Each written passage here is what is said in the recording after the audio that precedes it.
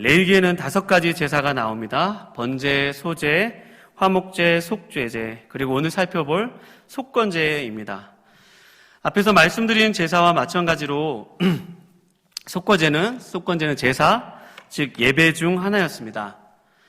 비록 구약의 속건제와 같은 그런 형태의 제사, 이런 예배가 오늘날에는 없지만 속건제의 목적과 의미를 오늘날 우리가 드리는 예배와 함께 생각하고 적용하는 그런 시간이 여러분과 저에게 유익이 될 것입니다. 오늘 아무쪼록 여러분과 제가 이 속건제를 살펴보고 또 우리의 예배의 삶에 적용하는 또 그러므로 말미암아 하나님이 주시는 복을 누리시기를 주님의 이름으로 축원드립니다. 오늘 본문 15절 말씀에 보면 누구든지 여호와의 성물에 대하여 부지 중에 범죄하였으면 여호와께 속건제를 드리되라고 말씀하고 있습니다. 여기서 속건제를 드리되라고 말씀한 그 속건제는 히브리어로 야삼이라는 단어입니다. 히브리어 야삼이라는 단어는 그 뜻이 한두 가지 중요한 뜻이 있습니다. 첫 번째 뜻은 죄책을 느끼다입니다. 마음에 죄책을 느끼다라는 그런 뜻이 있습니다. 그리고 두 번째로 또 중요한 뜻이 있는데 그것은 책임과 배상하다, 책임을 지다, 배상하다, 보상하다 그런 뜻이 있습니다. 속건제라는 말은 그래서 죄책에 관련된 그런 제사이고 또 그것을 위해 보상하고 배상하는 제사임을 그 말 뜻에서 우리가 확인할 수 있습니다. 그러면 속건제를 언제 드려야 할까요? 오늘 본 말씀 15절 말씀에 보면 속건제를 드리는 시기에 대해서 누구든지 여호와의 오늘 본 말씀 15절 누구든지 여호와의 성물에 대하여 부지 중에 범죄하였으면 이라고 말씀하고 있습니다. 속건제를 언제 드려야 하는가? 그것은 여호와의 성물을 범할 때, 성물에게 죄를 범할 때 속건제를 드립니다. 이 죄를 범할 때 의도적으로 드리기보다는 부지중에라는 말은 내가 잘 미처 알지 못할 때, 우리가 왜 기도할 때 그런 기도하잖아요. 하나님, 내가 알고도 지은 죄, 또 무슨 죄도 있어요? 모르고도 지은 죄도 용서해 주십시오 라고 할 때 내가 그때는 그것이 성물을 범하는지 몰랐는데 이렇게 살다 보니까 어느 순간 아이쿠 내가 성물에 대해서 죄를 범했구나 그렇게 깨닫게 되었을 때 속건제를 드리라는 것입니다. 성물을 범한다는 게 어떤 것일까요? 레위기 22장에 살펴보면 14절에 이하에 보면 누구든지 성물을 부지 중에 잘못 먹으면, 그러니까 지정된 성물을 먹어야 되는 그런 예를 들어서 제사장이 아니라 보통 사람이 그 성물을 먹었을 때 속건제를 드리라고 합니다. 그러니까 하나님이 제사장만 먹어야 되는 그런 제사장이 대단해서가 아니라 하나님이 그렇게 정해놓으신 것을 경계를 떠나서 그렇게 성물을 범하면 속건제물을 드리라는 것입니다. 또 성막에 있는 기구라든지 그런 것들에 대해서 이것이 죄인지 몰랐는데 부지불식간에 그렇게 죄를 범하면 속건제를 드리라고 하는 것입니다. 그렇게 부지 중에 지었을 때 우리 마음에 죄책이 올라오고 가책이 느껴져. 이거 뭔가 찜찜하다. 내가 그때 왜 그렇게 행동을 했지? 그런 마음이 생기면 이렇게 속건제를 드리라고 말씀하고 있습니다.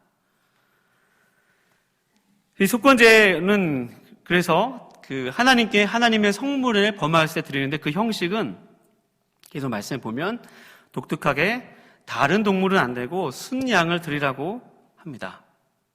이 순양을 드리는데 이 순양은 병들었거나 약하거나 해서 가치 없는 그런 것을 드리는 것이 아니라 특별히 오늘 본 말씀에 보면 15절 하단부에 보면 내가 지정한 가치를 따라 성소의 세겔로 몇 세겔 은혜 상당한 흠없는 순양을 양떼 중에서 끌어다가 속건제로 드려라 라고 말씀하고 있습니다. 세겔은 당시의 그 화폐 단위입니다. 사람들이 통용하는 화폐 단위인데 그냥 보통 세겔이 아니라 성소의 세겔로 드리라고 가치를 매기라고 합니다. 성소의 세겔은 당시에 우리도 지금 통화 가치가 있잖아요. 1대1로 대응할 수 있는 그런 개념은 아닌데 똑같은 돈인데도 어떤 나라에 가서는 그 화폐 가치가 더 크고 그런 개념들이 있잖아요. 그러니까 성소에 드려지는 그 세겔은 일반의 사람들이 쓰는 그 화폐보다 2배, 몇 배의 그런 가치가 있었던 그런 화폐입니다. 그러니 성물을 범하면 그냥 가치가 아니라 그 성수에서 쓰는 세겔의 가치로 양을 정해서 순양으로 제사를 드리라고 합니다. 그 세겔의 가치에 따라 양의 제물로 보상하고 또 말씀해 보면 16절의 말씀해 보면 그것에 5분의 1을 더하여 제사장에게 줄 것이요 라고 말씀하고 있습니다. 그냥 드리는 것이니까 그만큼의 그것의 가치를 산정해서 성수의 세겔로 양을 드리고 뿐만 아니라 또 플러스 알파로 5분의 1을 더 드리라고 말씀하고 있습니다. 먼저 우리가 성소의 세겔로 드리라라는 말씀을 통해서 알 수 있는 것은 무엇일까요? 일반 세겔보다 더 많은 것으로 계산해서 그 성물을 범한 것에 그러한 것을 가치를 매겼습니다. 그러니 일반 보통 죄보다 성물에 대해서 범하는 죄가 무게가 가볍다는 거예요? 무겁다는 거예요? 무거운 것을 알 수가 있습니다. 그러니 성소의 세겔로 드리라는 것입니다. 우리가 이를 통해서 알 수 있어요. 우리 예배 가운데 적용하고 알 수 있는 그런 사실이 있습니다. 그것은 우리가 드리는 예배가 이렇게 하나님의 성물을 범하면 그 성수의 세겔로 가치를 매기듯이 결코 가볍지 않다는 것입니다. 예배가 가볍지 않다는 거예요. 물론 예배는 축제의 시간이고 또 치유의 시간이고 회복의 시간이고 기쁨의 시간입니다. 또 누구나 와야 되는 시간이고 예배 시간에 뭐 이렇게 피곤해서 졸더라도 예배에 오면 그것이 귀한 것이고 감사한 것입니다. 어떻게 하는지 예배 드리는 것이 하나님이 가장 기뻐하시는 길입니다. 그런데 그 이면에 또 그렇게 되기까지, 그렇게 예배가 축제고 기쁨이 되기까지 여러 가지 이야기들이 있었는데 우리가 오늘 본문에서 확인할 수 있는 것은 그 예배의 무게만큼은 가볍지 않다는 것입니다. 왜냐하면 예배는 하나님을 만나기 위해서 구별된 하나님과 우리의 시간이기 때문입니다. 우리도 그 시간에 드리기도 하지만 하나님의 소유된 그런 시간이기 때문입니다. 11시 30분, 7시 30분이 그런 성스러운 그런 표시가 있어서 그런 예배 시간이 귀한 것이 아니라 우리가 따로 하나님과 약속을 해서 시간을 정해 놓았기 때문에 그것이 거룩한 시간입니다. 거룩이란 단어는 함께 이거 한번 기억해 볼 필요가 있을 거예요. 거룩은 구별하는 것이다. 시작. 그러니 여러분 여기 있는 것을 이렇게 옮겨서 여기다 가져 넣으면 그게 구별인 것입니다. 하나님이 특정한 시간을 따로 떼어서 이렇게 정해 놓으면 하나님이 정하신 거기 때문에 그것은 거룩한 것이에요. 그러니 예배 시간이 소중한 것이죠. 예배 시간은 가벼운 것이 아닙니다. 하나님을 만나기 위해서 그렇게 구별한 시간이죠. 또 예배 시간에 드리는 헌금도 우리의 모든 삶의 주권이 하나님께 있음을 인정하고 구별하여서 하나님 고마워요. 나에게 이렇게 많은 것들을 허락해 주셨네요. 감사하면서 그냥 이렇게 플러스 알파로 드리는 것이 아니라 마땅히 드려야 될 의무로 하나님께 드리는 거예요. 그러니 헌금도 절대 가볍지 않습니다. 무게감이 있는 거예요. 헌금 자체도. 그러니 여러분과 제가 정해진 예배 시간에 정해진 장소에서, 물론 지금은 코로나기 때문에 정해진 장소에서 예배를 드리는 것은 참 적용하기가 쉽지 않은 문제이긴 하지만 그냥 생각을 해볼 필요는 있습니다. 우리가 예배를 정해진 시간과 장소에서 드린다는 게 어떤 의미가 있는지 이 5대 제사 중 마지막 속건제를 통해서 무게감이 있다는 거예요. 그러니 우리가 새벽 시간에도 또 수요일에도 주일 오전에도 저녁 예배 시간에도 그 정해진 시간에 정해진 하나님과의 약속을 지키는 것은 해도 되고 안 해도 되는 것이 아니라 여러분 의무임을 여러분 믿으시기 바랍니다. 믿으시기 바랍니다.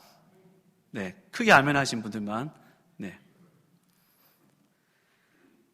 코로나로 대면이 어려워진 시기가 장기화되고 있습니다. 저는 올 초에 코로나가 정말 끝날 줄 알았어요.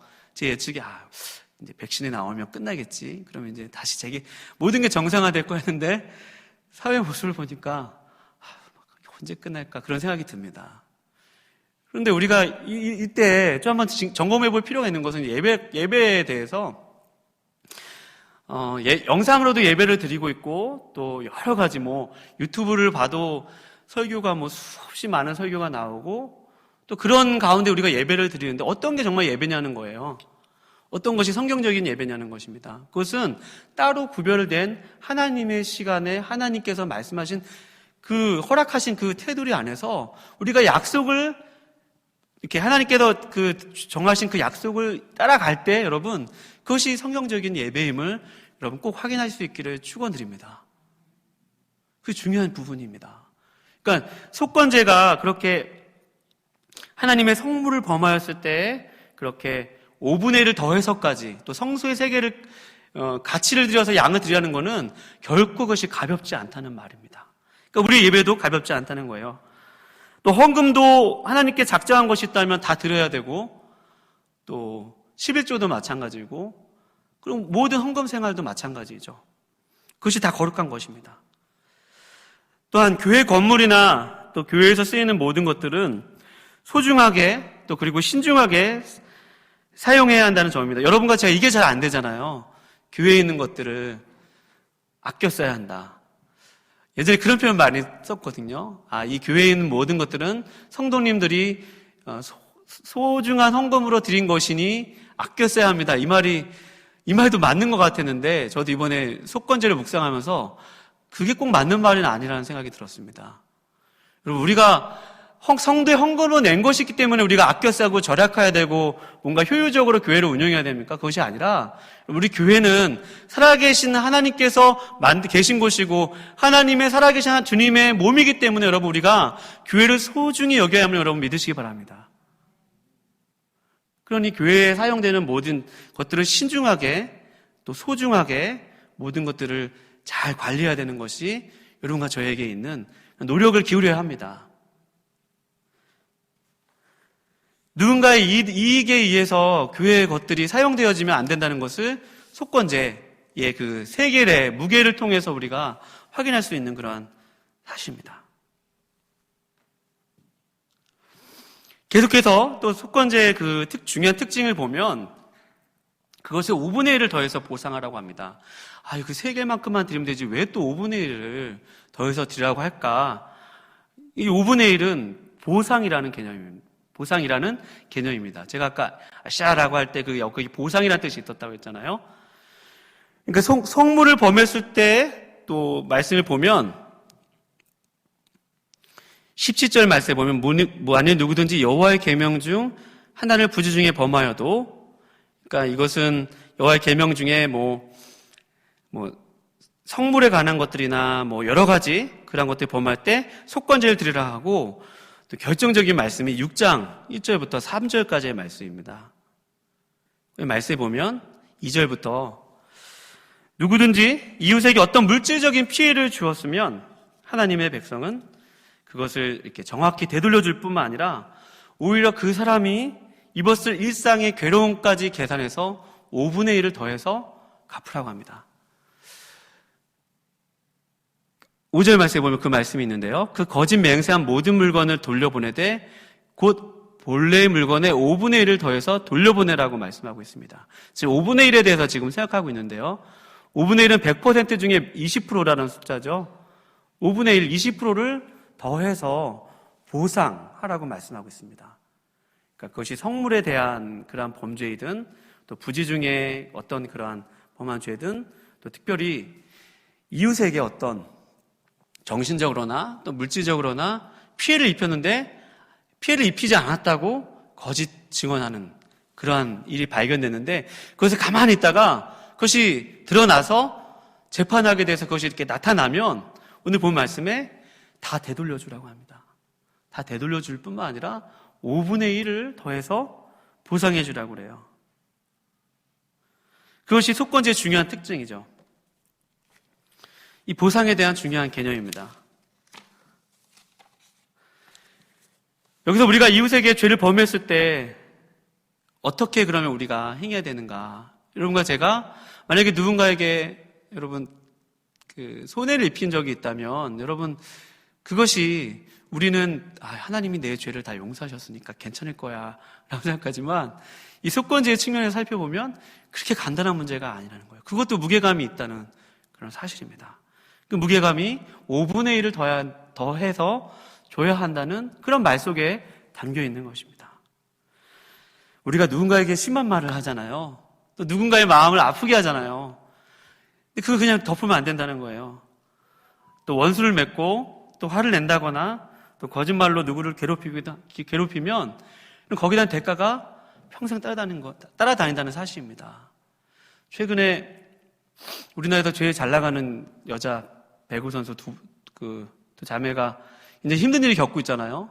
예전에 자신이 학원 폭력을 저질렀는데 그게 그렇게 지금 와서 불거지고 그것 때문에 모든 것이 다 내려놓을 수밖에 없는, 그게 내려놔야지만 거기에 대한 보상과 대가를 그 사람에게 진심 어린 사과가 되는 거잖아요. 우리 사회에 얼마나 사과할 일들이 많아요. 국가적으로도 그렇고. 우리나라도 베트남 사회 문제 중에 라헤따이안이라는 그러한 혼혈 아이에 대한 문제가 심각하다는 얘기를 들었습니다. 또 일본도 우리나라에 그러한 위안부 문제가 있고요. 또 독일도 나치도 유태인에 대한 여러 가지 인종적인 문제도 있고요. 그런 국가적인 문제뿐만 아니라 우리 개인에게도 서로에게 누군가에게 뭔가 상처를 주고 손해를 끼치고 그러한 일들이 있으면 그냥 아야무야 덮는 것으로 끝나는 것이 아니라 거기에 대해서 5분의 1의 숫자를 더해서 그 사람에게 그만큼만 더해서 주는, 그러니까 내가 그 사람에게 상처를 입힌 만큼만, 피해를 입힌 것만큼만 주는 것이 아니라 더해서 5분의 1을 더해서 주는 것이 바로 속건제라는 말입니다. 그리고 거기서 끝나는 것이 아니에요. 오늘 본 말씀 보면 6절 같이 한번 다 같이 읽어볼까요? 6절 말씀입니다. 시작. 가져갈지니 곧 내가 지정한 가치대로 양떼 중 흠없는 순양을 속건제물로 위하여 제사장에게로 끌고 갈 것이요 라고 말씀하고 있어요. 분명히 다른 사람, 그러니까 사람과 사람 사이에 일어난 문제인데 분명히 나는 그만큼 다 갚고 5분의 1까지 더해서 갚았는데 이번에는 하나님께 양을 가지고 가서 그 가치를 따라 너가 피해를 입힌 그만큼의 양을 또 하나님 앞에 제물로, 속건 제물로 드리라고 합니다. 그러면 어떻게 돼요? 7절 말씀에 제사장은 여호와 앞에서 그를 위하여 속죄한즉 그는 무슨 허물이든지 사함을 받으리라 라고 말씀하고 있습니다. 그러니 보상과 또 하나님께 드리는 두 가지가 다 이루어져야 하나님 어떻게 해주신대요? 사해해 주신대요. 할렐루야. 이 두 개가 다 있어야지 속건 제물의 필요 충분 조건이라는 말씀입니다. 그러니 여러분, 우리가 사람과 사람 사이에 그 문제가 발생하면 그 사람에게만 잘못을 저만 범하는 것이 아니라 여러분, 우리가 살아계신 하나님께도 잘못하는 거예요. 살아계신 하나님께 마음을 아프시게 해드린 것이고 그 모든 것들이 다 하나님과 이웃과의 관계가 모든 것이 다 연결되어 있다는 것입니다. 그러니 하나님께도 누군가에게 잘못된 말을 하고 누군가 원수를 맺고 용서하고 풀지 않으면 하나님께 우리가 그 죄를 범하고 있다는 사실이에요. 그 사람과만 문제가 있는 것이 아니라 이 속건제에 나타난 중요한 뜻입니다. 그러니 여러분, 속건제의 목적은 어디 있어요? 지금까지 우리가 쭉 이 속건제의 제사 방법을 통해서 알 수 있는, 이렇게 도출할 수 있고 이끌어낼 수 있는 속건제의 목적은 우리가 하나님은 여러분과 제가 하나님과 바른 관계를 맺고 여러분 옆에 있는 이웃들과 가족들과 올바른 관계를 맺기 원하시는 하나님의 뜻이 있음을 여러분 믿으시기 바랍니다. 그것이 속건제의 목적입니다. 하나님의 뜻은 그렇게 하나님과도 잘 지내고 또 이웃과도 잘 지내는 것이 하나님의 뜻입니다. 그렇다면 우리가 오늘날 어떻게 하나님과 바른 관계를 맺고 또 어떻게 이웃과 바른 관계를 맺을 수 있을까요? 이 속건제사를 오늘날 21세기에 어떻게 예배를 드릴 수 있을까요? 이를 위해선 우리가 속건제사가 성경 전체에 어떻게 발전되어져 가는지 살펴볼 필요가 있습니다. 그럼 지금 양 잡는 사람은 없잖아요. 유대인들은 아직까지 잡을지 모르지만 여러분 여기서 양 잡으시는 분들은 안 계시잖아요. 잘못했다고 양 잡으시는 분들은 안 계시잖아요. 다른 성경 본문에서 속건제를 언급한 대표적인 그러한 구절이 있습니다. 그것은 이사야 53장 10절 말씀입니다. 이사야 53장 10절인데 여러분 한번 나중에 찾아보시기 바랍니다. 이사야 53장 10절 말씀에 보면 이런 말씀이 있습니다. 여호와께서 그에게 상함을 받게 하시기를 원하사 질고를 당하게 하셨은즉 그의 영혼을 속건제물로 드리기에 이르면 그가 그 씨를 보게 되며, 그러니까 여기서 그는 예수님이시거든요. 그가 그 씨를 보게 되며 그의 날은 길 것이요 또 그의 손으로 여호와께서 기뻐하시는 뜻을 성취하리로다라고 말씀하고 있습니다. 특별히 이사야서 53장 말씀은 그리스도의 순환을 예언한 그런 말씀입니다. 예수님의 찔림이 또 예수님의 징계받으심이 우리에게 나음을 가져다 주었고 우리가 평화를 얻었다는 것이 예수님의 고통과 찔림이 거기서 다 이뤘다는 말씀입니다. 그런데 그 예수님이 그렇게 고난을 당하시고 자신의 몸으로 이루신 그 제사가 오늘 본문 말씀에 보면 이사야서 53장 10절 말씀에 보면 그의 영혼을 속건제물로 드렸대요. 예수님이 속건제물로 드려졌다는 말씀입니다. 그러니 여러분, 하나님께서 저와 여러분을 얼마나 용서하시기 원하시는지 우리 예수님을 통해서 알 수 있죠. 여러분과 전 하나님이 용서하시기 원하신다는 거예요. 여러분, 우리가 성물에 대한 범죄에 이것도 정말 하나님이 다 하나하나 대차, 대조표, 차변, 대전 다 계산하셔가지고 우리에게 한번 값을 물어본다고 생각하세요. 보세요. 여러분과 제가 아마 그것을 갚으려면 영원을 갚아도 다 못 갚을 것입니다. 그 값을 물으려면 도저히 갚을 수 없어요. 5분의 1을 더해서 또 성소의 세계를 따라 우리가 하나님께 대한 그런 하나님의 것을 향해서 범한 그 범죄를 다 계산하려면 한도 끝도 없을 것입니다. 이웃도 마찬가지죠. 그러니 하나님께서 우리가 그렇게 죽을 수밖에 없고 죄의 문제를, 죄책의 문제를 어떻게 해결할 수 없기 때문에 도저히 그 빚을 갚을 수가 없기 때문에 그 빚을 대신 갚아주신 것입니다. 물러주신 것입니다. 속건제물로 물러주신 거예요. 도저히 우리가 그것을 보상할 수 없기 때문에 예수님께서 물러주신 것입니다. 여러분, 예수님께서 여러분과 저의 이 죄의 문제를 해결하심을 여러분 믿고 여러분과 제가 하나님께 얼마든지 기쁜 마음으로 나가실 수 있기를 주님 이름으로 축원드립니다. 아멘 하셨죠? 그런데 이 아멘도 중요한데 또 간과해서는 안 되는 일이 있습니다. 우리가 받은 구원을 너무 등한히 여긴다는 데 문제가 있어요. 우리가 아직 죄인 되었을 때 예수님께서 그 같이 그 주님의 몸을 들여서 속건제물로 드렸지만 그럼 그 속건제물에 한번 그 가치를 한번 생각해 보시기 바라요. 은혜 세겔로 드려지는 그 가치, 성소의 세겔로 드려지는 가치, 또 5분의 1을 더하는 가치가 한번 모든 인류의 그 모든 가치가 더해지고 또 내 개인의 죄의 무게를 한번 생각해 봤을 때 나는 하나님께서 거저 주신 것이고 은혜로 받은 거지만 하나님이 치러야 될 대가는 하나님이 치러야만 그런 보상의 액수는 말할 수 없는 거예요. 어마어마한 것입니다. 그리고 요즘에 그 찬양 중에 그 선한 능력이 우리 감싸요 뭐 그런 찬양 유튜브에 한 번이라도 들어보셨죠? 이전에 조진영 집사님이 1부 예배 때 찬양 한 번 하셨는데요. 그 찬양 가사를 독일 나치에 저항하였던 디트리 본 회퍼 목사님이 쓰신 그 가사인데요. 그 찬양의 가사가 디트리프 본 회퍼 목사님의 책에 보면 이런 용어에 대해서 값싼 복음이라는 용어를 쓰셔서 사람들이 뭐 이렇게 의식을 흔들어 깨우는 그런 설교가 있어요. 설교의 내용들이 있습니다. 우리가 너무 은혜를 거저받고 은혜를 너무 값싸게 받아가지고 아무렇게나 살고 대충 산다는 것입니다. 값싼 복음, 저속한 복음 다 이렇게 변질되었다는 것이 그 책의 내용의 골자입니다. 우리가 받은 구원은 은혜로 받았지만 그 대가, 예수님이 속건 제물로 드려진 그 대가는 어마어마하다는 거예요. 그러니 여러분, 하나님이 우리에 대한 모든 죄를 용서하셨고 우리의 모든 것을 다 지불하셨으니까 우리는 어떤 죄에 대해서, 죄에 대한 어떤 책임에 대해서 다 면죄부가 다 지어졌다고 해석하는 것은 너무 나가서 우리의 죄의 문제를 너무 나가게 해석을 한 것입니다. 물론 하나님의 성물에 대한, 하나님께 대한 그러한 죄에 대한 배상의 문제는 우리가 어떻게 감당이 안 될 거예요. 평생을 갚아도 우리가 절대로 하나님께 대한 지은 죄에 대한 그러한 배상의 문제는 갚을 수 없어요. 그래서 예수님이 우리를 위해서 속건제물로 드려졌습니다.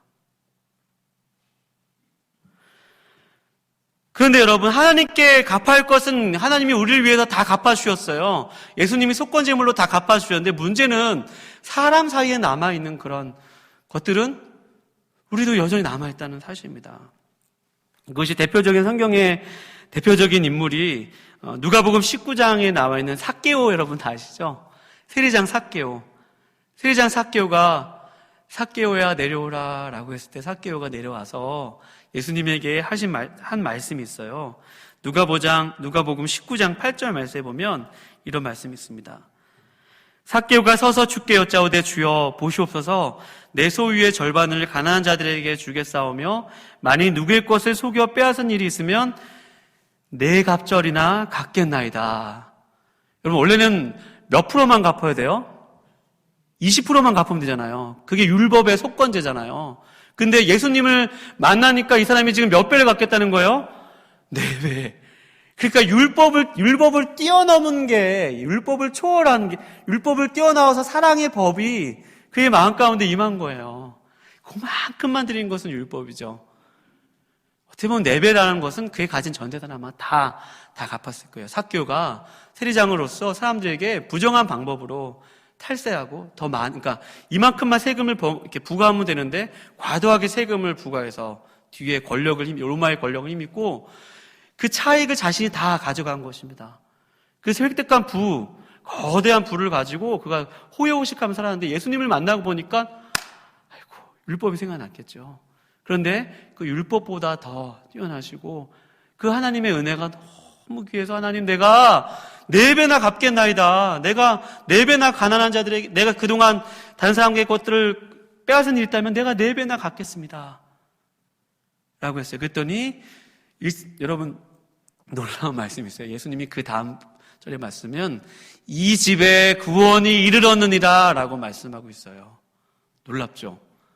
4배나 갚겠다고 한 삭개오가의 고백 다음에 그러니까 구원에 대한 관점이 여러 가지 여러분 성경에 보면 구원에 대한 표현이 여러 가지 관점으로 나오는데 거기서의 관점은 삭개오가 진정한 회개를 했다는 말입니다. 그 관점은 우리가 회개를 했기 때문에 구원받는 것이 아니라 예수님이 십자가에 달려 돌아가시고 우리를 위해서 피를 흘려주셨기 때문에 구원을 받는 것이지만 그 사실 때문에 우리가 진정한 회개한 사람이라면 여러분 우리가 거기에 대한 대가를 책임을 반드시 져야 함을 여러분 믿으시기 바랍니다. 저도 잘 못 살면서 여러분에게 성경이 그렇게 쓰여 있으니까 선포할 수밖에 없어요. 제 수준에서 말씀을 전하면 안 되고 성경의 수준에서 말씀을 선포해야 하는 것입니다. 설교제의 고뇌는 항상 거기 있거든요. 제 자신을 바라보면 너나 잘 살아. 그러면서 이 말씀을 이렇게 요 말씀을 삭삭삭 피해서 전해요. 제가 괜히 이렇게 못 사니까 그렇게 하면 안 되고 저는 회개하는 심령으로 저는 뭐 얼마나 깨끗하겠어요. 여기는 저도 말씀을 준비하면서 얼마나 힘들었는지 몰라요. 그런데 갚지 않으면 안 된대요. 다 갚아야 된대요, 여러분. 그래야 그게 진정한 회개래요. 그러면 어떻게 살아야 될지 딱 답이 나오잖아요, 여러분과 저에게 그리고 여러분에게. 많이 힘들었습니다, 말씀 준비하면서. 그래도 그것이 진정한 용서의 방법이죠. 누군가에게 마땅한 그러한 책임을 져야 한다는 것입니다. 그래서 여러분, 신약을 살아가는 하나님의 백성들에게 속건제는요, 이웃과 화해하는 그러한 중요한 지침을 알려줍니다. 어떤 것이 이웃에게 진정한 용서를 구하고 진정한 화해를 할 수 있는지 속건제가 정확하게 길을 안내해주고 있어요. 예배가 하나님과의 관계뿐만 아니라 이웃과의 바른 관계, 이 두 가지가 해결돼야지 바른 관계인데 어떻게 해야지 이웃과 바른 관계를 맺을 수 있는지 속건제를 통해서 우리가 알 수 있는 거예요. 누군가의 배상할 것들을 배상하고 나서 여호와께 속건제물로 양을 드리라고 했어요. 레위기서 6장 7절. 아까 여러분과 제가 읽은 말씀에 보면 제사장은 여호와 앞에서 그를 위하여 속죄한즉, 그러니까 7절 이상 윗부분 말씀은 5분의 1을 배상한즉, 그 다음에 제물을 드린즉 사함을 받는다는 말씀처럼 여러분과 제가 하나님과 바른 관계를 맺으려면 사람과의, 이웃과의, 가족과의 그러한 보상이 있는 여러분 그러한 화해를 이루실 수 있기를 주님 이름으로 축원드립니다. 이를 더 구체적으로 예수님께서 마태복음 산상순에서 다음과 같이 말씀하고 있습니다. 5장 23절 말씀에 보면 이런 말씀 있죠. 여러분 소개해드렸어요. 그러므로 예물을 제단에 드리려다가 거기서 내 형제에게 원망 들을 만한 일들이 생각나거든 예물을 제단 앞에 두고 먼저 가서 형제와 화목하고 그 후에 와서 예물을 드리라 라고 말씀하고 있습니다. 그러니 여러분 우리가 마땅히 책임져야 할 부분들, 일상 가운데서 뭔가 갚아야 될 일들, 친구들에게 사과를 하고 또 이웃과 단절된 관계를 회복하고 그런 것들을 해결하기 전에 예배를 우리가 이렇게 예배당에서 드린다거나 뭐 어떤 형태로든지 예배를 드리더라도 사실 우리에게 더 중요한 문제는 그보다 먼저 이런 우리가 해결해야 될 일들을 조금씩 해결하는 것이 더 중요함을 여러분 믿으시기 바랍니다. 그것이 먼저 하나님께 나가서 드리기 전에 그 문제를 해결하는 것이 속건제의 오늘날 예배의 형태입니다. 오늘날 속건제를 통해서 우리의 예배 생활 가운데, 생활 예배 가운데 적용할 수 있는 그런 예배 모습입니다. 우리 귀한 충신교회 성도님들, 오늘 이 속건제의 예배를 통해서 여러분과 제가 드린 예배가 결코 가볍지 않으면 여러분 믿으시기 바랍니다. 우리가 드려진 예배의 시간, 또 우리가 예배 드리는 어떤 형태들, 또 모든 이 성전에 있는 예배당 안에 있는 성전은 우리의 몸도 성전이죠. 우리 예배당에 있는 그 어떤 모습의 유용한 것들, 그 어떤 가치들, 이런 것들 여러분 소중하게 여길 수 있기를 축원드립니다. 뿐만 아니라 우리 이웃도 소중하게 여기실 수 있기를 축원드립니다. 결코 가볍지 않음을, 그것이 절대 그냥 가벼운 것이 아니라 뭔가 우리가 책임져야 될 일이 있다면 여러분 그 책임의 의무를 다하셔서 온전한 사랑을 하시고 또 정말 성숙한 사랑의 자리로 나아가서 진정한 예배가 회복되시는 저와 여러분이 되실 수 있기를 거룩하신 주님의 이름으로 축원드립니다. 기도하시겠습니다.